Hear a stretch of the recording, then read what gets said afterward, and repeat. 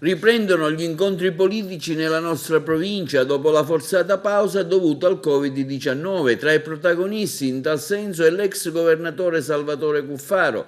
nella sua qualità di coordinatore regionale del Partito della Democrazia Cristiana, che ieri si è recato nella città di Favara in vista delle prossime elezioni amministrative. Tanta la gente che l'ex governatore della Sicilia ha incontrato, desiderosi di tornare a parlare di politica, ma anche di confrontarsi con un nuovo modo di farla. L'incontro prima il commissario della DC con l'avvocato Antonella Vita, i consiglieri comunali che vi hanno aderito come Giuseppe Nobile e Giuseppe Bellavia, quindi l'incarico al coordinamento cittadino favarese per rilanciare il partito in vista delle prossime elezioni, formato da Gioacchino Zarbo, Paolo Bunone, Luca Gargano, Tonino Fresco e Bernardo Giovanni. L'ex governatore Cuffaro ha anche detto che la DC sarà presente nei comuni dove si voterà il prossimo mese di ottobre, con proprie liste e candidati a sindaco.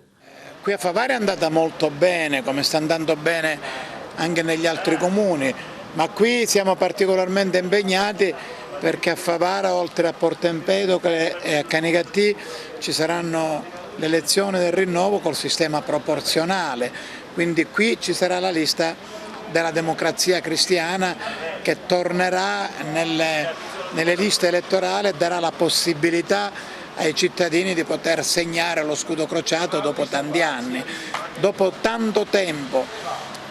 che la gente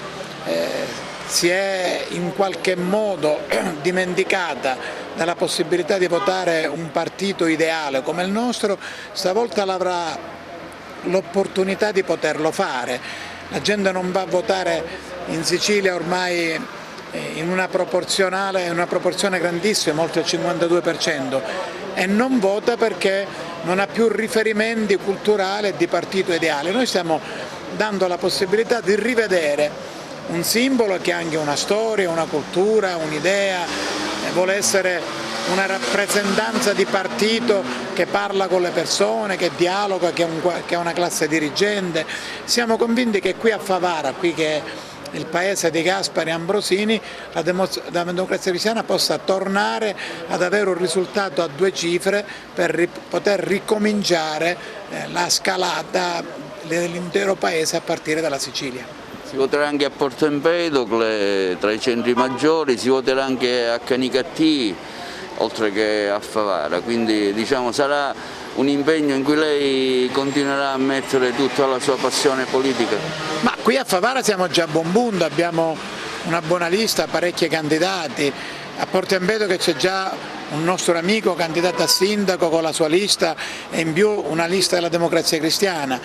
A Canicattì, che è il paese più grosso dove si vota, stiamo già lavorando per fare una buona lista e per costruire assieme alle altre forze moderate del centro un'aggregazione attorno a una sindacatura che ci possa rappresentare. Abbiamo scelto di essere moderati e assieme agli altri partiti moderati fare le alleanze per riportare la politica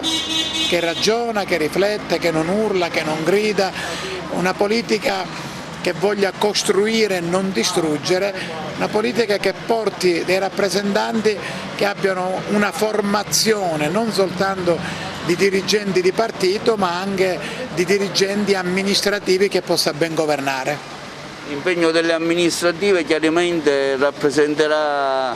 una apripista per un impegno magari regionale futuro e chissà anche nazionale? Ma è certo che il lavoro che stiamo facendo nelle amministrative, non solo ad Agrigento, a Catania dove si vota a Caltagirone, ad Adrano, a Giarre, a Caltanissetta dove si vota comuni come San Cataldo, saranno i testi e i testimoni di quello che potremo fare